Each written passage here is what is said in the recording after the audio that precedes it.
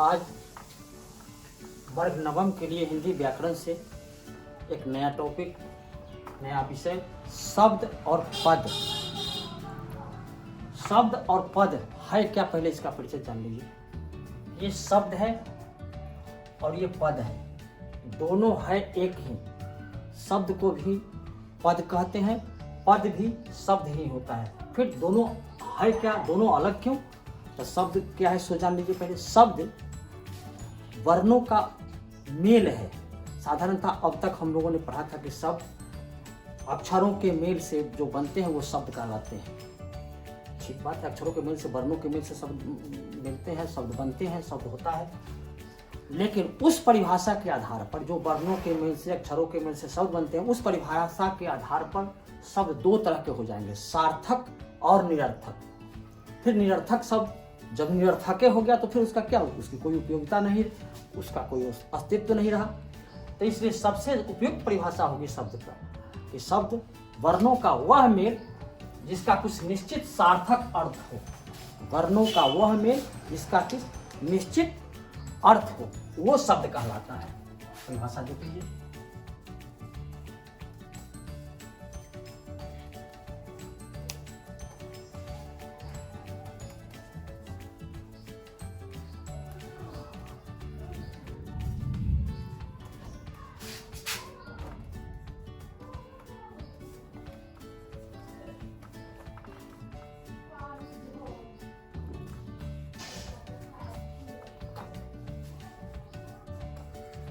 अर्थ हो।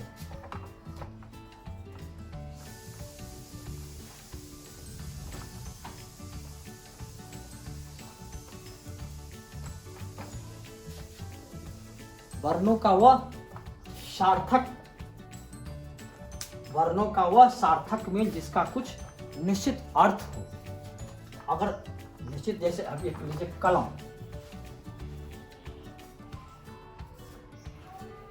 क, ल और म, तीन वर्ण से तीन जोग बना, इसका अर्थ हो गया, ये बन गया कलम। कलम का हो गया अर्थ वह चीज जिससे हम लिखते हैं, पढ़ने लिखने के काम में आता है। इसी तीन वर्ण को अगर हम दूसरे तरह से मिला दें, क को रखें, म बीच में रख दें, ल बीच में, तो ये भी एक कमल बन गया, एक फूल बन गया, इसका सार्थक अर्थ हो गया। अब इसी तीन वर्ण को हम अगर पुनः उलट दें, कुछ भी कर दें, क, म, क लगा दे, फिर म, क, ल ये लगा दे, क्या इसका कुछ सार्थक अर्थ हुआ?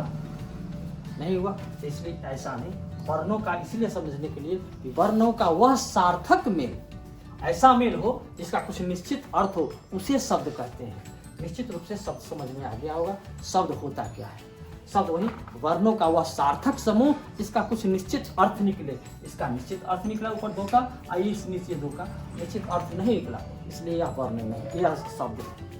अब रह गया पद। ये तो हुआ शब्द, अब ये है पद। ये पद क्या है? यही कलम, यही कमल पद भी है। कब? जब इसका हम वाक्य में गठन कर देते हैं।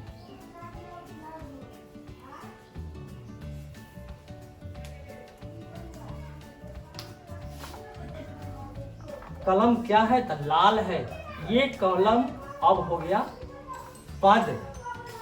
वही शब्द जब वाक्य में गठित होकर आता है तो वही शब्द पद कहलाता है। अब यह इस वाक्य में कलम पद है।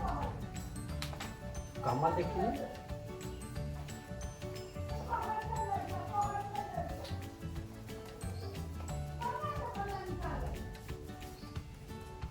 कमल तालाब में खिलता है, तालाब खिलता है, ये कमल अब यहाँ पद हो गया, वाक्य में गठित होकर आया है, इसलिए यह पद है। ध्यान रहे, शब्द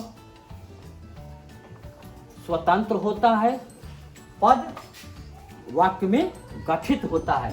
वही शब्द जब वाक्य में गठित होकर आता है तो पद कहलाता है, और वही शब्द जब स्वतंत्र होता है तब शब्द होता है।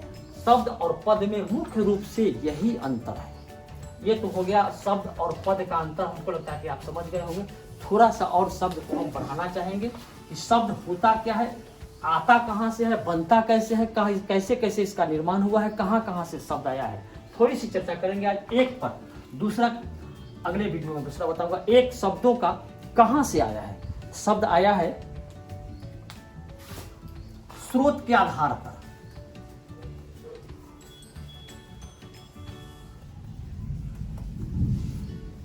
कई रूप में शब्द आए हैं। पहला आया है स्रोत के आधार पर। स्रोत माने आने का रास्ता, आने का मार्ग, कौन कौन जगह से आया है। सबसे पहला है स्रोत के आधार पर आया है तत्सम। दूसरा है तद्भव।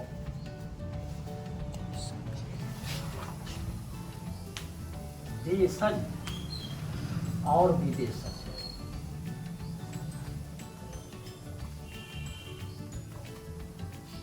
सभी जानते होंगे, फिर समझ लीजिए तत्सम। तत् माने हूबहू, ये दो शब्दों से बना है। तत्सम हूबहू, जैसा का तैसा। सम माने जैसा था बराबर, तत्सम बराबर। ये तत्सम है क्या भाई? तत्सम हमारी भारत की सबसे पुरानी भाषा जहाँ से हिंदी आई है, संस्कृत। तो संस्कृत से का जो शब्द, कुछ हिंदी में ऐसे शब्द है, हिंदी ऐसा लोकप्रिय है, ऐसी माँ है हिंदी, भाषाओं की जननी है वह, कि वह जत्र तत्र से शब्द को आया है और उसको अपना लिया है।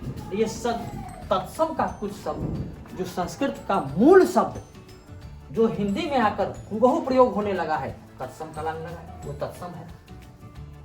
जैसे कर्म, ये तत्सम है। कान, कर्ण माने कान। उसी इस कर्ण का, इस तत्सम का जो विकृत रूप, जो पुराना पड़ गया है, बोलते बोलते बदल गया है, विकृत हो गया है, लेकिन लोकप्रिय हो गया है, प्रचलित हो गया है, वो तद्भव कहलाता है। दूसरा स्रोत हो गया सब हिंदी में आने का दूसरा स्रोत तद्भव। ये जैसे कर्ण हो गया तत्सम, इसका कान, ये हो गया तद्भव। तद्भव इसी का, कर्ण का विकृत रूप है कान। ये है, अब है देशज। देशज माने, देशज माने देश जोड़ जौ। देश माने अपने यहाँ उपजा हुआ, जौ माने उपजना। जैसे देश का उपजा हुआ, यानी अपनी भाषा से उपजा हुआ, बोल चाल की भाषा, आम जो हम बातचीत में प्रयोग करते हैं, उस तो आम बातचीत में जो प्रयोग करते हैं उसका भी हम भाषा बद्ध करने में, कविता लिखने में, कहानी लिखने में, गद्य लिखने में, साहित्य का विकास करने में इस भाषा देशज शब्दों का भी प्रयोग होता है, देशज शब्दों का भी प्रयोग हुआ है। जैसे लोटा, खटिया,